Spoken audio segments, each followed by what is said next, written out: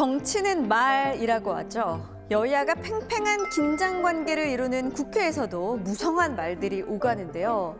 차분한 설득과 존중보다는 날선 공격이 이어질 때가 있죠. 과연 현실 속에서 정치 언어의 품격을 지키는 일, 어려운 일일까요? 우리가 몰랐던 이야기 국회 토파보기. 오늘의 질문 클릭합니다.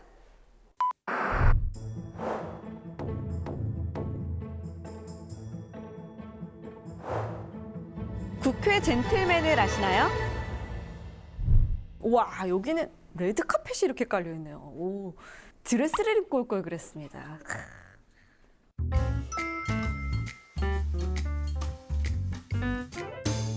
시상식 가는 분위기로. 예, 안녕하세요. 부회장님, 예, 안녕하세요. 예. 지금 헤드폰 끼시고 운동화 신으시고 뭘 하던 중이신가요? 많이 걷는데 네. 겨울에는 추워서 아. 이 복도를 주로 한 바퀴씩 걷습니다. 걷고 제가 그 한일 의원연맹 네. 회장 일을 맡아서 저 일본어를 좀 배운다고 이렇게. 아, 일본어를 예, 들으시면서? 예, 그렇습니다. 오, 예. 아니, 제가 오늘 백봉 신사상의 주인공을 예. 지금 만나야 해서 이쪽으로 오고 있었거든요. 예, 예, 혹시 부회장님께서 그 주인공이신가요? 맞습니다. 야,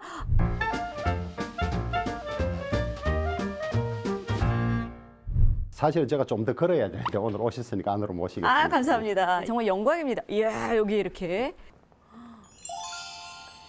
보이차인데 오, 맛이 괜찮을 겁니다.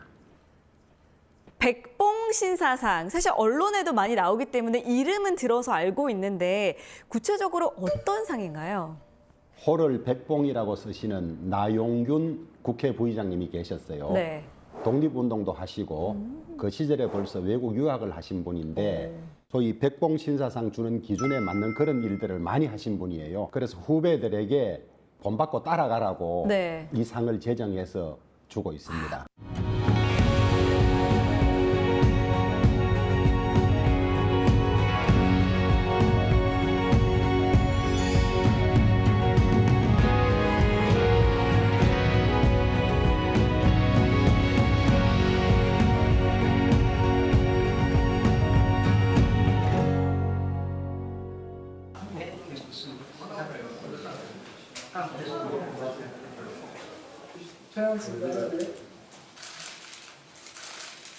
네, 고맙습니다. 네, 감사합니다.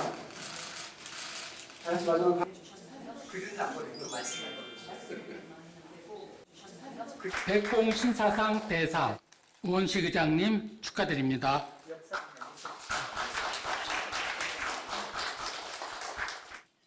너무나 영광스럽습니다. 서로 생각이 다른 정치인들이 모여서 머리를 맞대고 다양한 의견들을 주고받으면서 치열하게 토론하는 것이 정치의 본령이고 그 과정에서 상대방에 대한 예의를 갖추는 것, 그것이 무엇보다 중요하다고 생각합니다. 국회의원의 언행의 모든 기준은 국민이라고 생각합니다. 모범적인 의정 활동과 뛰어난 리더십. 좀 민망해요. 이 상을 무려 한 번도 두 번도 아니고 5번이나 받으셨어요. 신사상 대상 대한민국 국회의원 주호영.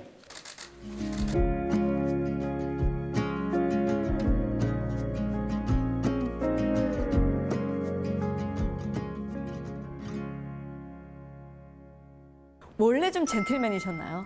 젠틀맨이라 하기는 좀 과하고요. 네. 근데 이제 저는 오랫동안 판사를 해서 한쪽 입장만 들어서는 되지 않는다는 걸 생각하고 있고 네. 그다음에 엄연히 여야가 갈라져서 합의로 국회 의사를 결정하는 마당에 그렇죠. 나 혼자 떠들어서 될 일은 아니거든요. 품격 있는 말로 들어주고 대화하는 것이 훨씬 더 효과적이고 도움이 된다는 것을 저는 알고 있기 때문에 그렇게 하고 있습니다. 네. 더불어민주당 의원님과 함께 공동 대표 발의한 법안이 있더라고요.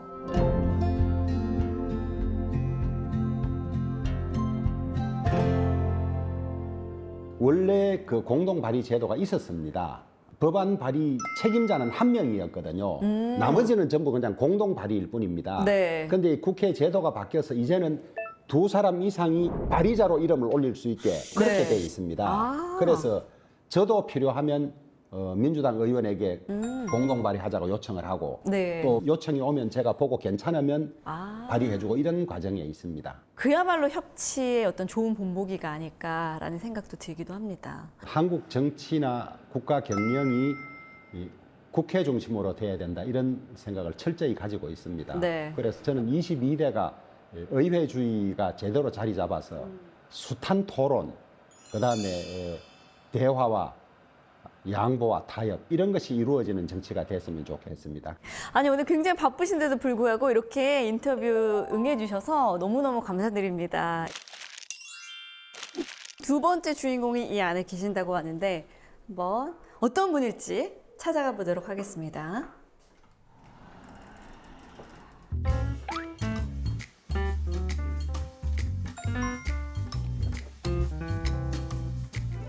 뒷모습이 보이는 이분이실 것 같습니다. 안녕하세요. 아, 의원님 안녕하세요. 네.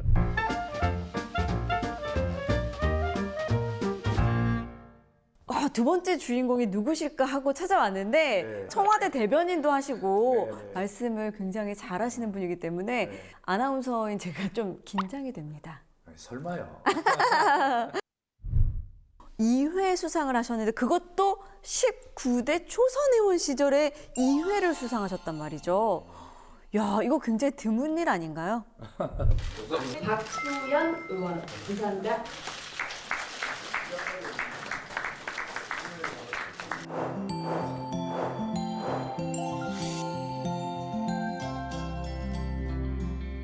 그때 저는 야당 소속이었는데 거기는 원내 대변인과 당 대변인을 했었거든요. 네. 그런데 야당의 대변인이라고 하는 것은 굉장히 공세적이고 때로는 거친 언어를 그렇죠. 사용할 수밖에 없지 않습니까? 네.